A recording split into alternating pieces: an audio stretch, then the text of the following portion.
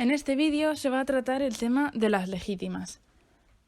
Se va a ver su concepto, quiénes son los legitimarios y su cuota, cómo se calculan, la protección de la misma, los pactos, pago en metálico de la legítima y la mejora, su concepto y beneficiarios.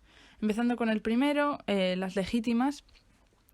Las legítimas en concepto es una de las decisiones más cuestionadas, pues hay tendencia actualmente a que desaparezca. Por ejemplo, en Cataluña no existe más que vinculada con la obligación de alimentos y genera problemas infinitos en su aplicación práctica. ¿Y por qué? Porque una parte de la herencia necesariamente tiene que ir destinada a los familiares próximos. En nuestro sistema es muy amplia y llega a 2/3 de la herencia. Se conjuga la protección de la familia con la libertad testamentaria. En definitiva, es una cuota del caudal que queda descontada de las cargas, o sea, una vez descontadas las cargas, es decir, las deudas, lo que queda, pues 2/3 va a ir a los legitimarios. Se regula en el artículo 806 y siguientes del Código Civil y las legítimas van, en primer lugar, va para los acreedores, en segundo lugar, va al resto de los testamentarios, de los legitimarios. Y la legítima se defiende después de los acreedores, pero antes que el resto, que es lo que estamos diciendo. Y es aquello de lo que el testador no puede disponer y está en favor de esos herederos forzosos. Si no hay testamento, la herencia se reparte conforme a esas oportunas y los sucesores intestato. Y los familiares con derecho a percibir bienes son más que los herederos forzosos. ¿Quiénes son los legitimarios y cuál es la cuota? Los legitimarios son hijos y descendientes, padres y ascendientes y el cónyuge. En primer lugar, hijos y descendientes. Pues los más próximos excluyen a los más lejanos o remotos. Por ejemplo, si no hay hijos, no reciben los nietos. Hay una matización que es el llamado derecho de representación y es que si un hijo premuere a su padre causante, el hijo muere antes que el padre. Los hijos de ese hijo fallecido, nietos del causante, son legitimarios por representación. No puede heredar tampoco si ha atentado contra la vida del testador. Esto es una causa de indignidad. Pero que sea indigno un hijo, por ejemplo, pues no vamos a proyectar la indignidad sobre los nietos. Y lo mismo cuando hay una desheredación, si se deshereda a un hijo, eso no afecta a la legítima en el sentido de que los descendientes del desheredado representan a su padre a efectos de legítima. Por el contrario, si un heredero renuncia a la herencia, renuncia a la legítima. Sus descendientes no adquieren ese derecho de legítima, y aquí no funciona el derecho de representación. Desde el año 81 todos los hijos están equiparados. ¿Cuál es la cuota? La cuota son 2/3 de la herencia. Y hay dos conceptos a tener en cuenta, la legítima estricta y la mejora. La legítima estricta es que necesariamente tiene que distribuirse por igual entre los coherederos y la mejora es que tiene que ir a los herederos forzosos, pero disponiendo libremente de ello el testador, de forma que puede dárselo todo a uno porque le ha cuidado más, por ejemplo, o bien repartirlo entre todos sus hijos. Por ello, la legítima constriñe, pero no del todo, dado el tercio de mejora. Así lo establece el artículo 708 del Código Civil. Se habla también de la legítima estricta y de la legítima amplia. Y si nada se dice, tanto el tercio de legítima estricta como el tercio de mejora van a dividirse por partes iguales a cada uno de sus hijos. Si hay hijos, los nietos no heredan, salvo en los supuestos en que funciona el derecho de representación. Después van los padres y ascendientes. La legítima de los padres y ascendientes es de 1/2. Los padres, si viven los dos, tienen derecho cada uno a recibir la mitad de la herencia de sus hijos fallecidos. Si convive el cónyuge del fallecido, entonces la legítima de los padres no es la mitad, sino que es tan solo 1/3. Así se facilita que el cónyuge reciba masa, y así lo establece el artículo 709 del Código Civil. Los más próximos en grado excluyen a los más lejanos. Por ejemplo, si hay un padre y no hay madre, todo va a ir para el padre, no hay representación de la madre. Por otro lado, dentro de la línea es el 50%. Si hay un abuelo y una abuela y una abuela se ha muerto, pues del otro lado hay un abuelo y una abuela, pues se reparte por la mitad. El abuelo 50% y en la otra línea 25% para cada uno.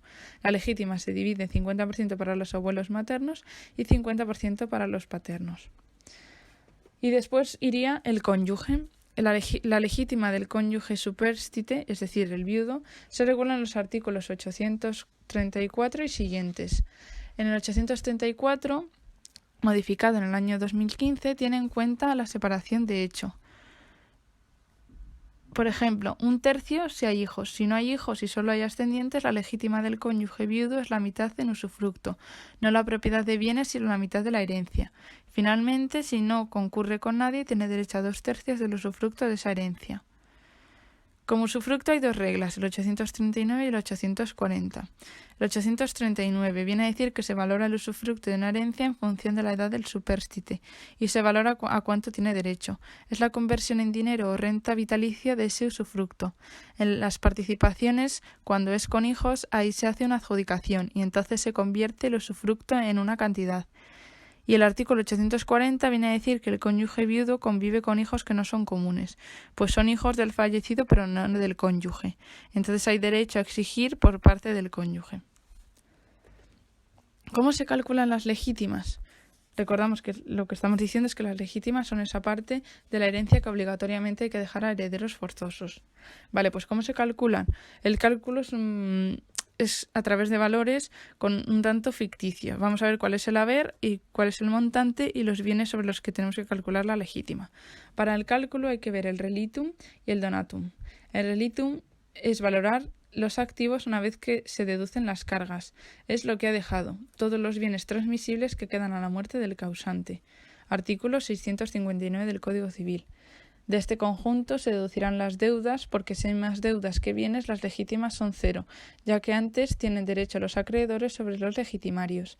Se hace en el momento de la apertura de la sucesión. Y el donatum es todo lo que donó en vida el causante. En caso de que afecte, habrá que reducir las legítimas. Entran aquí todo tipo de liberalidades, como por ejemplo, se perdona la deuda a un tercero, pero no se considera donación todos los gastos hechos en alimentos, educación, etc. ¿Cómo se protege la legítima? Protección de la legítima. Ocurre que como se donó todo, no se puede recibir lo que te pertenece como heredero forzoso y lo que se hace es reducir esas donaciones. Tenemos preterición, intangibilidad cuantitativa e intangibilidad cualitativa.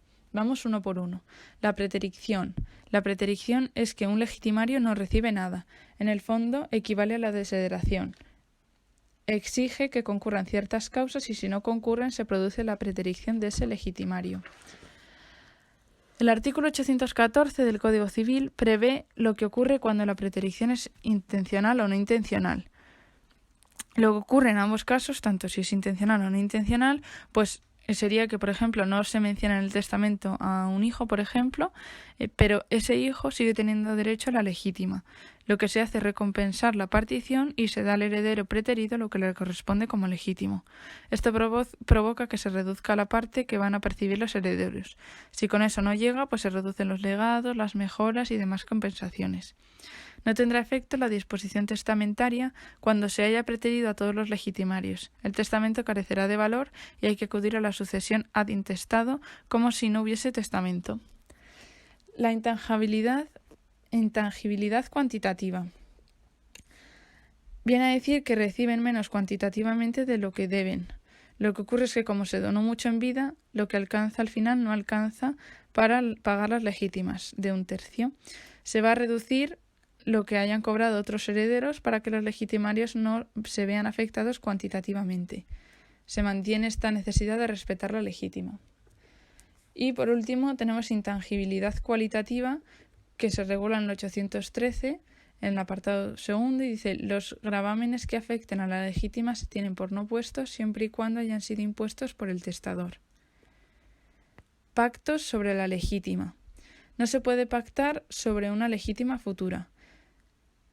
Esta prohibición se refiere a la legítima estricta y no al tercio de mejora. Con respecto al tercio de mejora, sí que cabe pactar por determinadas condiciones, que son el artículo 826 y el 827, que se muestran en la pantalla. Pago en metálico de la legítima. Aparece regulado en el artículo 841 del Código Civil. Esto se establece para preservar la unidad o coherencia de ciertos bienes. vemos el 841 en la pantalla y podemos decir que para preservar cualquier bien, por ejemplo la vivienda, que no cabe en la legítima de uno solo, se le adjudica a uno de los hijos y este que pague la cuota legítima que corresponde a sus hermanos, y esto no afecta a los legados. En el 842 viene a decir que cualquiera de los hijos o descendientes obligados a pagar en metálico la cuota hereditaria de sus hermanos podrá exigir que dicha cuota sea satisfecha con bienes de la herencia. Y el 844 viene a decir que la decisión de pago en metálico no producirá efecto si no se comunica a los preceptores en el plazo de 1 año desde la apertura de la sucesión. La mejora, concepto y beneficiarios. La mejora consiste en la parte del caudal hereditario de la que puede disponer voluntariamente el testador para mejorar la porción de los bienes de la herencia a favor de uno o varios de los hijos o descendientes de estos, pero no de extraños. Se regula en el 823. ¿Existiendo hijos cabe mejora para los nietos? Sí. Destaca también el artículo 833 que dice: el hijo descendiente mejorado podrá renunciar a la herencia y aceptar la mejora. Y el 825 viene a decir que ninguna donación por contrato entre vivos se reputará mejora si el donante no ha declarado su voluntad de mejorar. Tenemos la promesa de mejorar, delegación y gravamen de la misma. En cuanto a la promesa de mejorar, destaca que es una excepción a los pactos sucesorios, concretamente los artículos 826 y 827, y caben capitulaciones o en un contrato con un tercero. Como ya están insertas en estos, son ya irrevocables salvo que expresamente se diga. En cuanto a la delegación de la mejora, supone una excepción al carácter personalísimo de las disposiciones testamentarias.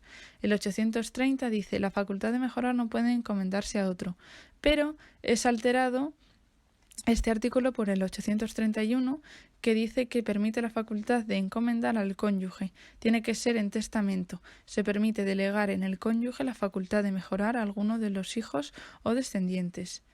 Y en el punto 6 de este mismo artículo se ve que dice, o que viene a decir, que se puede otorgar a alguien con quien has tenido descendencia común.